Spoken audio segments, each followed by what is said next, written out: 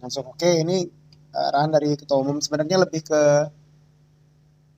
wanti-wanti gitu ya dari ketua umum karena melihat evaluasi dari beberapa kejadian kita kemarin. Dan saya pengen ini kita lebih baik. Tadi kita dengar lagunya Yesterday ya, The Beatles. Yesterday when trouble seems so far away. Jadi hari kemarin oke, nggak apa-apa, kita banyak improvisasi, banyak yang jelek, banyak yang salah, nggak apa-apa, it's okay. Namanya juga baru mulai. Tapi jangan dijadikan hiburan gitu, jangan dijadikan excuse. Mulai hari ini dan besok hukuman dari saya akan lebih kejam, tapi rewardnya juga akan lebih menarik. Rewardnya hari ini siapapun yang datang, saya kasih kopi luwak, saya kasih sertifikat tanda tangan basah. Kemudian dari Bu Sekom ada apa aja Bu Sekom? Pin sama ini ya. Kaos dikasih nggak Bu Sekom? Nih kaos ini, kaos kudapan. Dikasih nggak nih buat yang ikut? Oh tidak, beli ya. Maaf kalau kaos beli. Kaos beli. Ayo enggak, tapi saya akan kasih member card. Enak banget nih, dikasih member card, dikasih member cardnya yang looks. Pak Dewa sudah dapat bagus dari PVC, contactless, jadi nggak perlu dikasih ke orang, cukup di scan pakai pakai HP.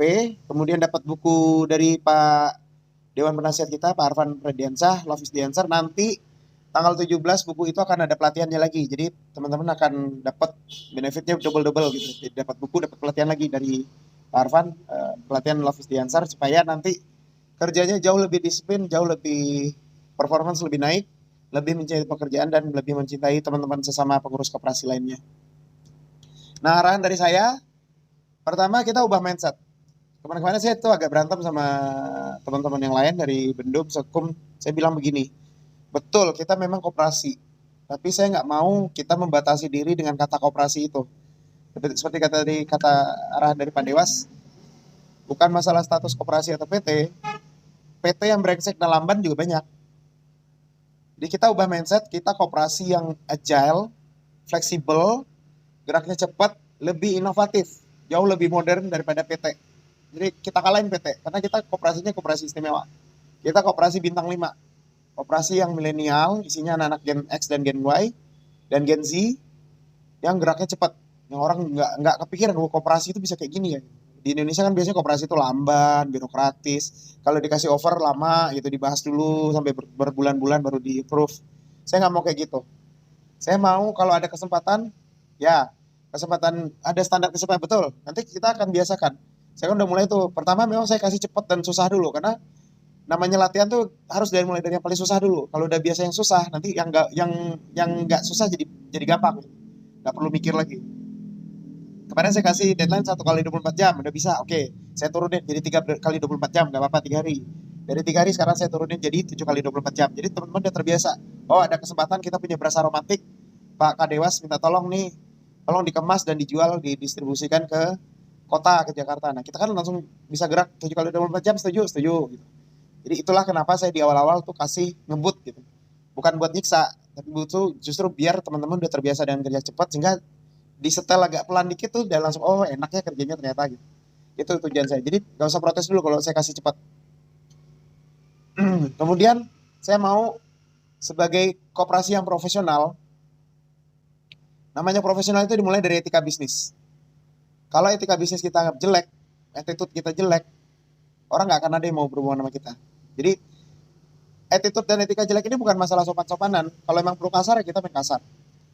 Kalau mau cepet ya cepet. Tapi gini, etika bisnis itu dilihat dari perlakuan kita terhadap partner-partner bisnis kita, supplier kita, orang vendor-vendor kita, dan orang-orang yang jadi klien kita, pembeli kita bayar. Jadi pertama itu nggak boleh lagi ada sikap seperti priai. Priai itu kalau orang datang ke kita tuh kayak PNS gitu ya. Datang bawa surat, datang aja ke sini. Oh ya, oh nanti saya urus ya, saya mau makan siang dulu. Habis ini saya ya, besok ya. Saya nggak bisa nih sekarang gitu. Itu saya nggak mau ada kayak gitu di koperasi kita.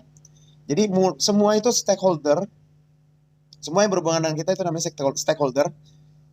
Mulai dari kepala dewas, dewan penasihat, anggota, pengurus, pembeli, partner koperasi kita ada tuh di Aliansi 9 Garuda. Mulai dari kemasin, kemasin, komandan, kendi, apalagi ya Pak? Saya lupa. nggak ingat tuh 99. 6 ya, baru 6 gitu ya. Pokoknya 66 itu ya kita pelayan mereka. Posisikan kita pelayan mereka, mereka raja. Jadi mereka minta apapun segera kerjakan. Saya udah kasih contoh kemarin, Pak Kau Dewas Budiman Sujatmiko minta tolong nih ada berasa romantik 1 kali 24 jam, walaupun sederhana dulu, sekedar menghubungi petani yang dimintakan tolong oleh Mas Budiman itu dulu kerjakan, sehingga kita bisa lapor langsung, Mas Budiman, saya langsung lapor ke Mas Budiman, ini udah saya respon langsung, si petaninya udah kita hubungi, kita kesempatan. Ya, siap, ya, siap, siap. Ya, seperti saya bilang tadi, kita harus sifatnya melayani. Jadi kalau Pak Dewas minta itu, kita akan segera kerja. Tadi roadmap ya, roadmap harus dikerjakan. Tadi ya, siap, siap, kita kerjakan. Dalam seminggu lah ya Pak, kasih waktu seminggu ya Pak. Ya. Siap, sama tukang sayur ya.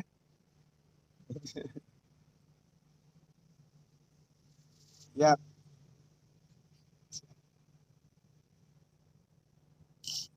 siap.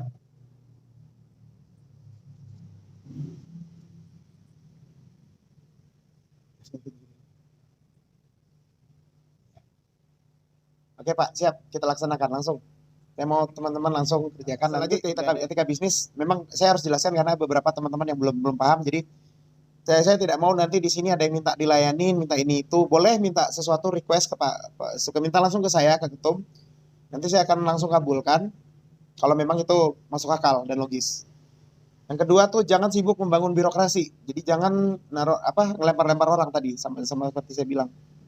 Tapi biasakan delegasi. Jadi kalau memang nggak sanggup ngerjain sesuatu, nanti setiap sekum, bendum, kabit itu nanti akan punya asistennya masing-masing dalam bentuk misalnya sekum punya wasekum, bendum punya bendum, kabit punya wakabit. Memang akan terus berubah pelan-pelan karena ya itu tadi kita nggak mulai dengan resource yang berlimpah, duit belum ada, duit kita RP 0, kita nggak sanggup bayar orang, tapi yang join nih udah mulai banyak.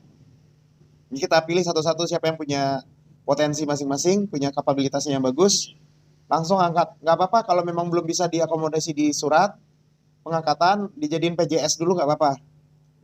Dengan diskresi ketum aja udah nanti.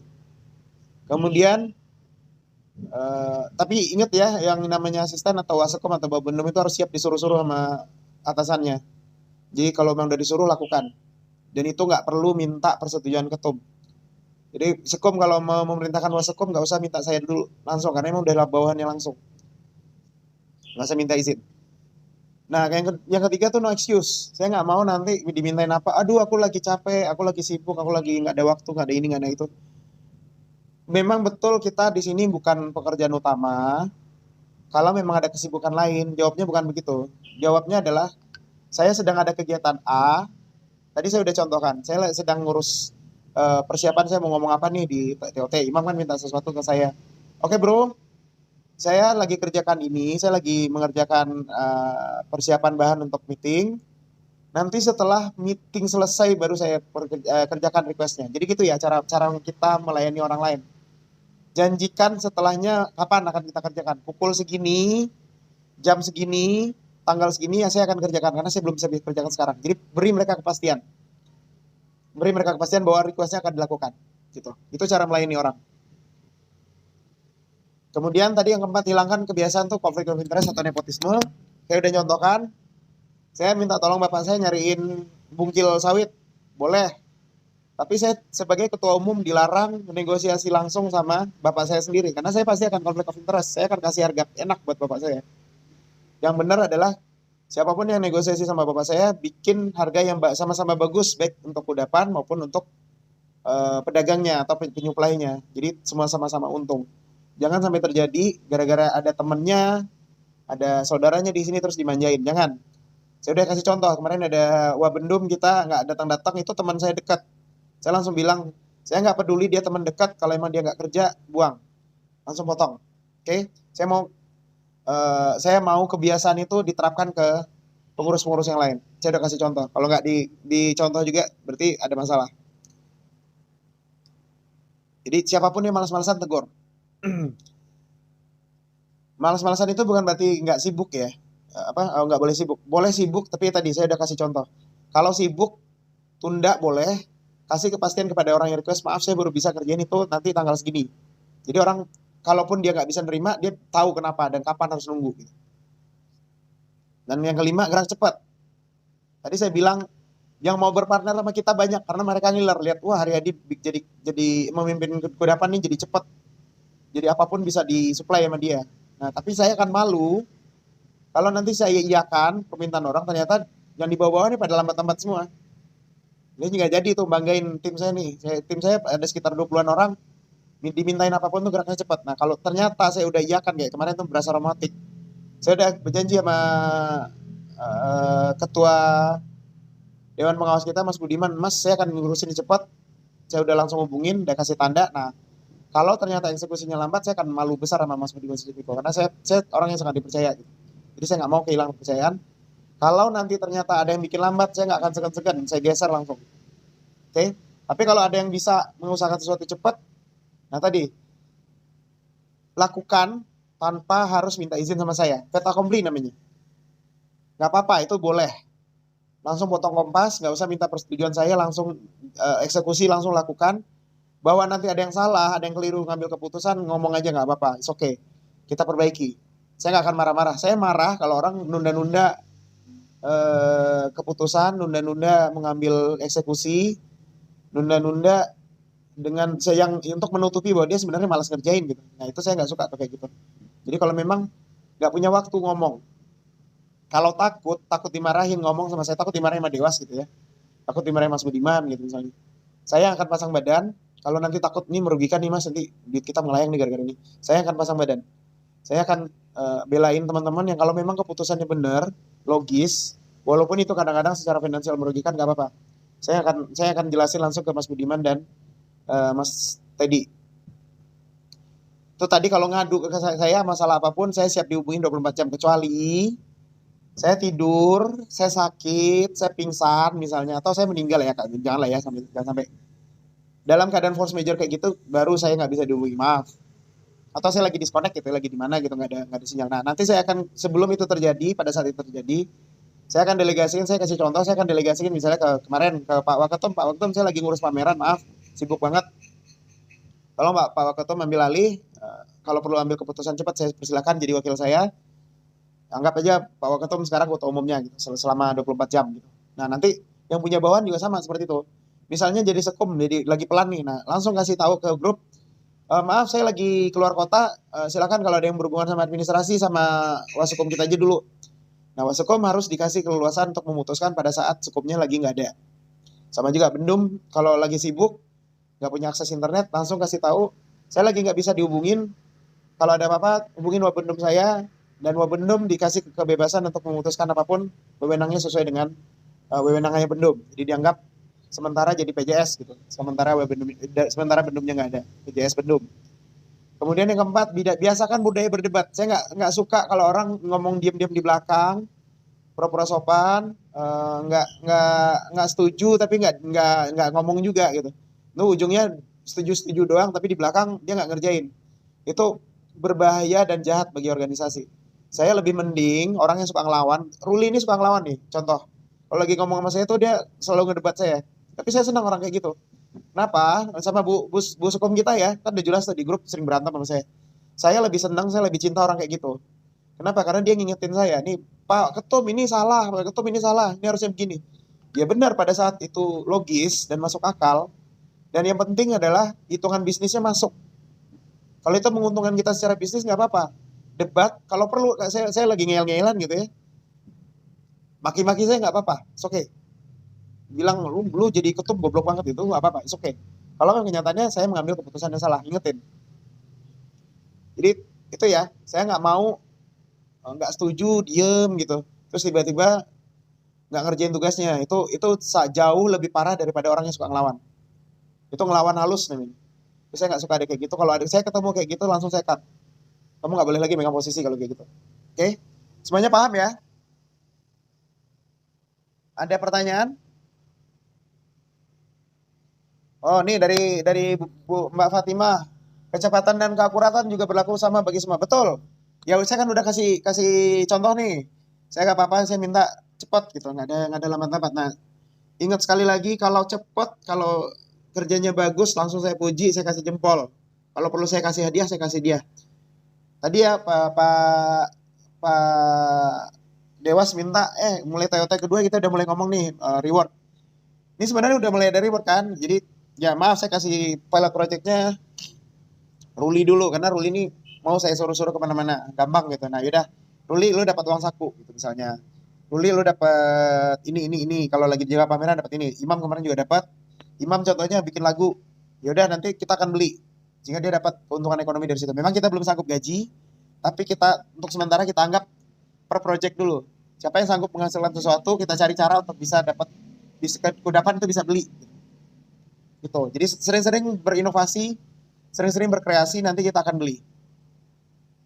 Karena kita belum sanggup untuk bayar gaji bulanan.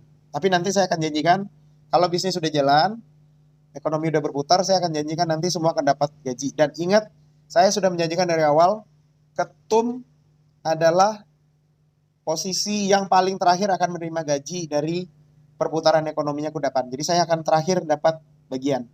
Teman-teman yang lain dulu, kabit-kabit dulu, habis itu baru bendum dan bendum, sekum wal sekum. Terakhir, kemudian dewas segala macam dapat bonus dan reward. Terakhir setelah semuanya dipastikan dapat, semuanya udah happy, baru ketua umum boleh dapat reward. Oke? Ngerti semuanya? Sorry, ini agak flu. Ini instruksi atau ada di timeline kerja. Sekali lagi, saya mohon maaf karena kita cuma punya 1 bulan untuk sabu bersih ini koperasi. Kemarin masih berantakan. Belum ada format, belum ada perencanaan betul. Tapi itu juga PR sesuai dengan amanatnya Dewas, dan juga kritik dari Sekum saya terima bahwa belum ada timeline kerja betul. Nanti kita akan kerjakan cepat. Tadi saya sudah janjikan kalau ada kritik, ada perlawanan atau ada saran dari bawahan, saya akan langsung oke, itu masuk akal, saya akan kerjakan. Ya betul, ada standar kecepatan tuh, ada standar kecepatan biar tahu isi manusia, betul. Apakah teman-teman ada yang punya pengalaman membangun supply chain sebagai arahan Mas Ted tadi? Ini berarti pertanyaan ke floor ya, siapapun yang sanggup nanti ngomong di grup. Apakah BUMDes bisa menjadi supplier kita? Bisa. Tengkulak sekalipun bisa, asal tadi saya kasih syarat. Gini, saya pernah mengumumkan kepada semua orang, saya udah jadi ketua umum kudapan, saya minta tolong siapapun yang menjadi supplier silahkan. Mau itu tengkulak, mau itu pengepul namanya, atau itu petani, sekedar pedagang UMKM, atau sekedar apa sih namanya, tukang sayur itu boleh join. Saya kasih satu syarat, tidak boleh nginjek petani. Nginjek petani itu kayak gimana?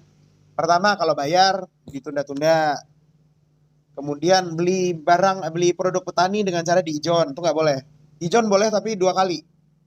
Ijon pertama pada saat masih muda, dan yang kedua dibayar lagi pada saat sudah panen, itu 2 kali, sehingga mereka dapat harga full. Jadi betul bahwa tengkulak itu membantu sebenarnya, karena dia bayar di depan, sehingga si petani punya modal. Tapi jahatnya kan karena dia setelah panen nggak mau bayar lagi, dia langsung ambil itu barang. Nah, kita perbaiki itu, kita jadi tengkulak yang baik, tengkulak yang malaikat. Lo kalau mau ngambil barang murah silahkan diijon, tapi nanti begitu panen selisih harga pasar dengan harga ijon itu harus dibayar lagi. Jadi petani tetap dapat harga full. Betul. Nah, ini bagus nih. Saya beli hasil petani kacang di Cisarua dengan kontan. Oke, Bu Sukom, tolong catat ini akan jadi supplier kita bintang 5. Saya mau yang supplier kayak gini. Mas Pang ini nama aslinya siapa?